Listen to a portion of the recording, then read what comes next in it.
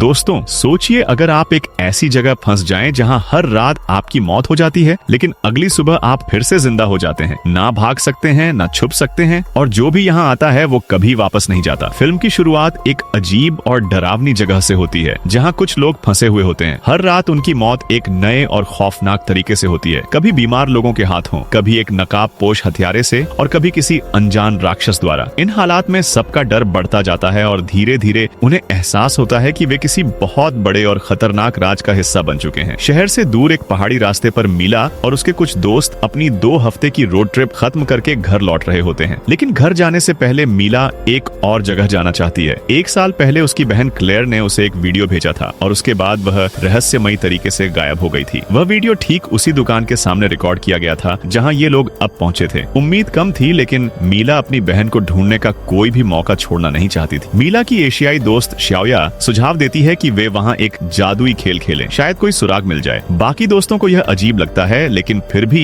वे कोशिश करने का फैसला करते हैं। सब हाथ पकड़कर एक घेरा बनाते हैं और उन्हें सच में ऐसा महसूस होता है जैसे कोई चीज उनके पास आ रही हो। तभी अचानक एक मिनी बस आ जाती है और सबका ध्यान टूट जाता है। मीला सीधे दुकान के अंदर जाती है और दुकानदार से पूछती है कि क्या उसने उस लड़की को देखा है। दुकानदार मना करता है, लेकिन यह भी बताता है कि वह लड़की गायब हो चुकी है। फिर वह बताता है कि हाल ही में कई लोग अपने गायब रिश्तेदारों को ढूंढते हुए आगे ग्लोरी वैली में गए थे और कभी वापस नहीं आए। यह सुनकर मीला समझ जाती है कि उसे अपनी बहन के गायब होने का सुराग मिल गया है। सब लोग कार में बैठकर ग्लोरी वैली की ओर निकल पड़ते हैं। थोड़ी देर बाद मूसलाधार बारिश शुरू हो जाती है। ड्राइवर कई बार रास्ता बदलने की कोशिश करता है, लेकिन वे उस पहाड़ी रास्ते से बाहर नहीं निकल पाते। अचानक कार के सामने का रास्ता साफ हो जाता है, जबकि पीछे अभी भी तेज बारिश हो रही होती है। ऐसा लगता है जैसे किसी अनदेखी ताकत ने इस जगह को 2 हिस्सों में बांट दिया हो। बारिश में चलते हुए वे एक बड़े लकड़ी के घर तक पहुंचते हैं। अंदर जाने के बाद हर किसी को अजीब अनुभव होने लगता है। हॉल के बीचों बीच एक बड़ी लाल घड़ी रखी होती है। एक पुराना रजिस्टर मिलता है जिसमें क्लेयर का नाम बार बार लिखा हुआ होता है। घर ऐसा लगता है जैसे यहाँ बहुत समय से कोई नहीं रहा हो। अचानक मिला बारिश में अपनी बहन क्लेयर की आवाज सुनती है और बिना सोचे समझे बाहर भाग जाती है। उसका बॉयफ्रेंड जेक उसे खींचकर वापस अंदर ले आता है। घर के अंदर भी अजीब चीजें सामने आती हैं। दीवारों पर गायब लोगों के पोस्टर लगे होते हैं, जिनमें क्लेयर की तस्वीर भी होती है। थोड़ी देर बाद लाल घड़ी अपने आप फिर से चलने लगती है, जबकि किसी ने उसे छुआ भी नहीं होता। तभी बाहर से तेज आवाज आती है और सब देखते हैं कि उनकी कार गायब हो चुकी है। मोबाइल में नेटवर्क नहीं होता, इसलिए वे मदद के लिए घर के अंदर लैंडलाइन फोन ढूंढने का फैसला करते हैं। तहखाने में जाते वक्त उन्हें एहसास होता है कि कुछ बहुत गलत है। तभी ऊपर से दरवाजा जोर से बंद होने की आवाज आती है। जब एक दोस्त देखने जाता है तो वह वापस नहीं आता। थोड़ी देर बाद उसकी लाश मिलती है और उसी के साथ एक और लड़की की भी बेरहमी से हत्या हो जाती है। अब सबको समझ आ जाता है कि घर के अंदर एक नकाबपोश हत्यारा मौजूद है। वह किसी भी हमले से नहीं डरता और दर्द भी महसूस नहीं करता। एक एक करके लोग मारे जाते हैं। मीला आखिरी कोशिश में भागने की कोशिश करती है, लेकिन जंगल में उसे भी मार दिया जाता है। जैसे ही सब मरते हैं, लाल घड़ी फिर से घूमने लगती है और समय पीछे चला जाता है। सब लोग फिर से उसी पल में लौट आते हैं जहां उन्होंने पहली बार उस घर में कदम रखा था। उन्हें अपनी मौत याद रहती है और अब दीवारों पर उनकी भी तस्वीरें लग चुकी होती हैं। सब पूरी तरह से टूट जाते हैं और समझ जाते हैं कि वे एक मौत के चक्र में फंस चुके हैं। वे चाहे जितनी बार भागने की कोशिश करें, अंत में मरते ही हैं और समय फिर से पीछे लौट आता है। अब सवाल सिर्फ यही रह जाता है, क्या वे कभी इस जगह से बाहर निकल पाएंगे या यह डरावना खेल हमेशा चलता रहेगा? मीला ने भौहें चढ़ाई और अगले ही पल वह हवा में उछल गई। उसी समय एक जबरदस्त ताकत ने बाकी सभी को कमरे के अंदर धकेल दिया। मीला ऊपर चढ़कर वापस आने की कोशिश करती है, लेकिन उसका शरीर बेकाबू होकर पीछे की ओर खिसकने लगता है। घर के अंदर जेक अपनी प्रेमिका को बचाने के लिए बाहर भागना चाहता है, लेकिन कैमरामैन उसके सामने आकर उसे रोकने की पूरी कोशिश करता है। वह कहता है कि अब मीला को बचाना नामुमकिन है, इसलिए अभी भाग जाना ही बेहतर होगा। लेकिन जेक उसकी एक नहीं सुनता और सीधा दरवाजा खोलकर बाहर निकल जाता है। इसी दौरान मीला लकड़ी के घर के अंदर पहुंच चुकी होती है। चारों तरफ अजीब और डरावने चेहरे टंगे होते हैं और टीवी पर किसी दर्दनाक हादसे की न्यूज चल रही होती है। सोफे पर एक बूढ़ी औरत बैठी होती है। मीला को लगता है कि वह सो रही है, इसलिए वह पहले बाहर निकलने का फैसला करती है, लेकिन लकड़ी का दरवाजा कसकर बंद हो जाता है। काफी कोशिशों के बाद जब मीला पीछे मुड़ती है तो वह बूढ़ी औरत खड़ी हो चुकी होती है। वह बुदबुदाते हुए कहती है, either survived the night, honour become a part of it. ये कहते ही वह दोनों हाथों से मीला को जोर से धक्का देती है। मीला के चेहरे पर ऑक्सीजन मास्क लग जाता है। उसकी आंखें धीरे धीरे काली पड़ने लगती हैं, जबकि वह बूढ़ी औरत तेजी से कमजोर होती जाती है और आखिरकार हड्डियों के ढेर में बदल जाती है। वहीं मीला के चेहरे पर एक अजीब और डरावनी मुस्कान फैल जाती है। बाहर कैमरामैन घुंघराले बालों वाली लड़की लूसी को लेकर कार में कूद जाता है। वह किसी की परवाह किए बिना एक्सीलरेटर दबाता है और बारिश की धुंध धुंध में गायब हो जाता है। लेकिन थोड़ी ही देर में सामने एक लंबी सी आकृति खड़ी दिखाई देती है। डर के मारे कैमरामैन लगभग बेहोश हो जाता है और मजबूरन गाड़ी वापस मोड़ लेता है। लूसी कार से बाहर निकलने की कोशिश करती है, लेकिन दरवाजा लॉक हो जाता है। अगले ही पल खून का एक छींटा उड़ता है। कैमरामैन को किसी ने एक ही बार में मार दिया होता है। नकाबपोश हत्यारा लौट चुका होता है। उधर जेक लकड़ी के घर में दाखिल होता है। जमीन पर राख के सिवा मीला का कोई निशान नहीं होता। तभी उसकी नजर कमरे के एक कोने में जाती है, जहाँ एक जोकर रॉकिंग चेयर पर बैठा होता है। पहले जेक घबरा जाता है, लेकिन पास जाकर उसे पता चलता है कि वह सिर्फ एक गुड़िया है। गुस्से में वह उसे लात मार देता है। जैसे ही जेक पीछे मुड़ता है, वह नकाब पहने मीला को देखता है। अगले ही पल एक चाकू उसे जमीन पर गिरा देता है। पूरी ताकत से मीला घर से बाहर निकलती है, लेकिन नकाबपोश आदमी तेजी से कार चलाता है और मीला को कुचल देता है। एक बार फिर पूरा समूह खत्म हो जाता है। अगली बार दोबारा जिंदा होने पर वे पहले से ज्यादा समझदार होते हैं। वे दरवाजे को कसकर बंद कर लेते हैं और सब बाथरूम में छिप जाते हैं। बूढ़ी औरत के मुताबिक अगर वे रात गुजार लें तो सब ठीक हो जाएगा। अचानक कैमरामैन को तेज प्यास लगने लगती है। शाओया उसे याद दिलाती है कि यहाँ पानी नहीं है, लेकिन जैसे ही नल घुमाया जाता है, साफ पानी बहने लगता है। पूरे दिन भूखे प्यासे रहने के बाद सब थोड़ा थोड़ा पानी पी लेते हैं। कुछ देर बाद कैमरामैन को जोर की खांसी आती है और उसके मुंह से खून निकलने लगता है। खांसी बढ़ती जाती है। शाओया फिर भी उसे और पानी पीने को कहती है, लेकिन अगले ही पल उसका शरीर फटकर बिखर जाता है। डर के मारे सब चीख उठते हैं। लूसी अपने ऊपर लगे खून को साफ करने लगती है, लेकिन उसका शरीर भी फट जाता है। अब सबको समझ आ जाता है कि पानी में जहर था। शाओया का चेहरा पीला पड़ जाता है। वह तीसरी थी जिसने पानी पिया था, और अगले ही पल उसका शरीर भी फट जाता है। मीला सब समझ चुकी होती है। वह जान जाती है कि हर बार असफल होने पर उन्हें फिर से मौका मिलेगा। जेक भी आखिरकार खून के ढेर में बदल जाता है। अंत में सिर्फ मीला बचती है। वह जमीन पर लेटकर मौत का इंतजार करने लगती है, लेकिन तभी एक आदमी कमरे से बाहर आता है। वह वही दुकान का सेल्समैन होता है। मीला यकीन नहीं कर पाती और मारी जाती है। लाल घड़ी फिर से घूमने लगती है और सब एक नए चक्र में प्रवेश कर जाते हैं। इस बार वे तेजी से सुराग इकट्ठा करते हैं। कागजों के ढेर में मीला को सेल्समैन की असली पहचान मिलती है। वह असल में एक साइकियाट्रिक डॉक्टर था। बाकी लोगों को भी चौंकाने वाले सच पता चलते हैं। यह जगह कभी एक फलता फूलता छोटा शहर थी, लेकिन सालों की खुदाई के कारण पूरा शहर जमीन के नीचे धंस गया था। 1000 से ज्यादा लोग मारे गए थे और बचाव दल में वही मानसिक डॉक्टर भी शामिल था। जेक को तुरंत एहसास होता है कि तहखाने में खिड़कियां क्यों थीं। लूसी उत्सुकता में एक दरवाजा खोलती है और पाती है कि वह सीधे एक सुरंग से जुड़ा है। ठंडी हवा महसूस होते ही वह घबराकर दरवाजा बंद कर देती है। इसी बीच कैमरामैन को एक पुरानी वीडियो मिलती है। वीडियो में मानसिक डॉक्टर के खतरनाक प्रयोग रिकॉर्ड होते हैं। उसने एक जीवित बचे इंसान को गुप्त जगह में बंद कर दिया था और लगातार डर व निराशा पैदा करके उसके दिमाग और शरीर को बदल दिया था। 13 दिनों बाद वह इंसान पूरी तरह एक राक्षस बन चुका था। अब सबको समझ आ जाता है कि वे खुद उसी प्रयोग का हिस्सा हैं। मीला को इस चक्र से निकलने की कुंजी मिल जाती है। उन्हें जिंदा रहने की कोशिश नहीं करनी है, बल्कि उस पागल डॉक्टर को खत्म करना है। तभी वॉकी टॉकी से एक गहरी हंसी सुनाई देती है। वह मीला की तारीफ करता है और कहता है कि अगर वह उससे मिलना चाहती है तो उसे अकेले जंगल में आना होगा। बिना हिचकिचाए मीला बाहर भाग जाती है। बाकी लोग उसके पीछे जाना चाहते हैं, लेकिन कैमरामैन उन्हें रोक देता है। सिर्फ मीला को अकेले जाने की इजाजत है। जेक इन बातों की परवाह नहीं करता। वह कहता है, worst case we die and reset again. Cameraman कुछ और कहने ही वाला होता है कि लूसी हथौड़ा उठाकर उसे मार देती है। वह बहुत देर लगा रहा था। जेक सिर हिलाता है, शाओया का हाथ पकड़ता है और दोनों जंगल की ओर दौड़ पड़ते हैं। इस बीच मीला छोटे से जंगल में पहुंच चुकी होती है। चारों तरफ घना अंधेरा फैला होता है। चलते हुए वह जमीन पर लगे जानवर पकड़ने के जाल को देख नहीं पाती और अचानक उसमें फंस जाती है। दर्द सहते हुए मीला डर के मारे समझ जाती है कि यह जाल अभी भी एक मोटी लोहे की जंजीर से जुड़ा हुआ है। अगले ही पल कोई अनजान ताकत उसे अंधेरे में घसीट ले जाती है। उधर घर के अंदर कैमरामैन और घुंघराले बालों वाली लड़की लूसी मीला की खबर का इंतजार कर रहे होते हैं, लेकिन तभी वही नकाबपोश हत्यारा एक बार फिर सामने आ जाता है। अब उनका क्या अंजाम होता है ये समझना मुश्किल नहीं होता। दूसरी ओर जेक और शाओया छोटे जंगल में पहुंचते हैं। शाओया को जमीन में आधे धंस से हुए कुछ घर दिखाई देते हैं। तभी पीछे से हल्की सी हलचल होती है। दोनों तुरंत एक पेड़ के पीछे छिप जाते हैं। अचानक ऊपर से एक चिपचिपा पदार्थ टपकता है और एक भयानक राक्षस उनके सामने प्रकट हो जाता है। जेक और शाओया जान बचाकर भागने लगते हैं। भागते समय शाओया का पैर फिसल जाता है और वह जमीन पर गिर जाती है। डर के मारे उसे एहसास होता है कि वह कांच की एक पतली शीट पर लेटी हुई है। अगर वह जरा सी भी हिली तो पूरा कांच टूट जाएगा। जेक उसकी मदद के लिए हाथ बढ़ाता है, लेकिन तभी राक्षस बहुत पास आ जाता है। जेक अपनी आंखों के सामने शाओया को उस राक्षस द्वारा अंधेरे में खींचते हुए देखता है। उधर किसी को उम्मीद नहीं होती कि जानवर पकड़ने के जाल में फंसी मीला जिंदा होगी। जेक दौड़ते हुए वहां पहुंचता है और मीला को देखता है। जैसे ही वह जाल खोलने की कोशिश करता है, अंधेरे से एक भयानक राक्षस बाहर निकल आता है। जेक तुरंत जाल उठा उठाकर राक्षस के सिर पर फंसा देता है। तभी मीला देखती है कि उस राक्षस की आंखें लाल चमक रही हैं। उसके कपड़ों से मीला पहचान लेती है कि यह राक्षस उसकी अपनी बहन क्लेयर है। किसी तरह पीछे छिप जाने के बाद भी मीला का मन शांत नहीं होता। साफ था कि वे इस बार भी असफल हो चुके थे, क्योंकि वे मानसिक डॉक्टर का चेहरा तक नहीं देख पाए थे। अब जब बाकी 3 दोस्त मर चुके होते हैं, मीला समझ जाती है कि उन्हें एक बार फिर चक्र को रीसेट करना होगा। वह कांच का एक टुकड़ा उठाती है और अपने बॉयफ्रेंड जेक से कहती है कि वह उसे मार दे। मजबूरी में जेक वैसा ही करता है। उसी पल वह देखता है कि राक्षस पास आ चुका है। वह थोड़ा सा बारिश का पानी पीता है और खुद को खतरे में डालते हुए बाहर भागता है। अगले ही पल उसका शरीर बर्फ के ढेर की तरह फट जाता है। किसे पता था कि बारिश का पानी पीना भी जान ले सकता है। एक बार फिर मौत के बाद इस बार सब पहले से ज्यादा समझदार होते हैं। अच्छी बात यह होती है कि उनके पास अभी भी दोबारा जिंदा होने के मौके बचे होते हैं। लेकिन जब कैमरामैन अपने पेट पर उभरे हुए अजीब निशान दिखाता है तो सबके चेहरे उतर जाते हैं। मीला रजिस्टर खोलकर नाम गिनती है और पता चलता है कि वे पहले ही 13 रातें गुजार चुके हैं। वीडियो रिकॉर्ड के मुताबिक यह उनका आखिरी मौका होता है। अगर वे फिर से असफल हुए तो वे भी राक्षस में बदल जाएंगे और अंधेरे का हिस्सा बन जाएंगे। सबको याद रहता है कि वे सिर्फ 4 बार मरे हैं। इसका मतलब यह था कि उनकी कई यादें पहले ही मिट चुकी थीं। कैमरामैन की आंखें चमक उठती हैं। वह जल्दी से अपना फोन निकालता है जिसमें पिछली मौतों की रिकॉर्डिंग होती है। वीडियो में न सिर्फ अजीब परजीवियों के हमले दिखते हैं, बल्कि एक विशाल मौत का देवता भी नजर आता है। हर मौत दिल दहला देने वाली होती है। आखिरी वीडियो में वही साइकियाट्रिक डॉक्टर दिखाई देता है जो चारों ओर देखकर दरवाजे के पीछे बनी एक सुरंग में चला जाता है। उसी समय सबको एहसास होता है कि शाओया सच में गायब हो चुकी है। वह शायद अंदर जाकर कोई सुराग ढूंढने गई थी। यह उनका आखिरी मौका था। अब छिपने का कोई मतलब नहीं था। सब मिलकर शाओया को बचाने और उस मानसिक डॉक्टर को मारने का फैसला करते हैं। अचानक कैमरामैन सबको चुप रहने का इशारा करता है, लेकिन तभी एक और राक्षस बाहर कूद पड़ता है। पूरे इलाके में अफरा तफरी मच जाती है और शोर की वजह से कई और राक्षस आकर्षित हो जाते हैं। सब तेजी से सुरंग से गुजरते हैं और किसी तरह पीछा करने वालों को दरवाजे के पीछे रोक देते हैं। लेकिन तभी नकाबपोश हत्यारा खिड़की तोड़कर फिर से अंदर घुस आता है। जेक और बाकी 2 लोग मीला को पहले आगे भेज देते हैं और खुद मिलकर उस हत्यारे को रोकने की कोशिश करते हैं। मीला लड़खड़ाते हुए खंडहरों से गुजरती है। गिरते गिरते वह नुकीले पत्थरों से टकराने से बच जाती है। डर के बावजूद वह खड़ी होती है और आगे बढ़ती है। तभी अचानक उसकी बहन क्लेयर से बना राक्षस सामने आ जाता है। मीला उसकी पुरानी यादें जगाने की कोशिश करती है, लेकिन जब कोई प्रतिक्रिया नहीं मिलती तो वह पूरी ताकत से उसे धक्का दे देती है। राक्षस सीधा नुकीले पत्थर पर गिर जाता है। दूसरी ओर जेक और उसके दोनों साथी नकाबपोश हत्यारे से लड़ रहे होते हैं। इस बार वे पूरी तैयारी के साथ आए होते हैं। मिलकर हमला करते हुए वे आखिरकार उस हत्यारे को मार देते हैं। इसी दौरान मीला कई राक्षसों से बचते हुए आखिरकार कैद की गई शाओया तक पहुंच जाती है। वह एक प्रयोगशाला में बंद होती है और पास ही एक राक्षस जंजीरों में जकड़ा होता है। साफ था कि मानसिक डॉक्टर शाओया के दिमाग में डर भरने की कोशिश कर रहा था। चाबी ढूंढते ढूंढते मीला अनजाने में एक निगरानी कक्ष में पहुंच जाती है। मेज पर उसकी अपनी फाइलें रखी होती हैं। तभी मानसिक डॉक्टर अंदर आता है। वह बताता है कि यहाँ की सारी अजीब घटनाएं इंसानी डर का असली रूप हैं और हादसे में मरे लोग उसके लिए सबसे बेहतरीन प्रयोग थे। उसी डर ने इस जगह को एक जिंदा बुरे सपने में बदल दिया था। इतना कहकर वह मेज पर कॉफी रखता है, लेकिन उसे ध्यान नहीं रहता कि छत से पानी टपक रहा है। मीला पाइप से गिरते पानी को देखती है और उसके दिमाग में एक योजना बनती है। डॉक्टर का ध्यान भटकते ही वह चुपचाप कॉफी के कप को उस टपकते पानी के नीचे खिसका देती है। डॉक्टर को कुछ पता नहीं चलता और वह कॉफी पी लेता है। कुछ ही पलों में उसे अजीब महसूस होने लगता है। तभी मीला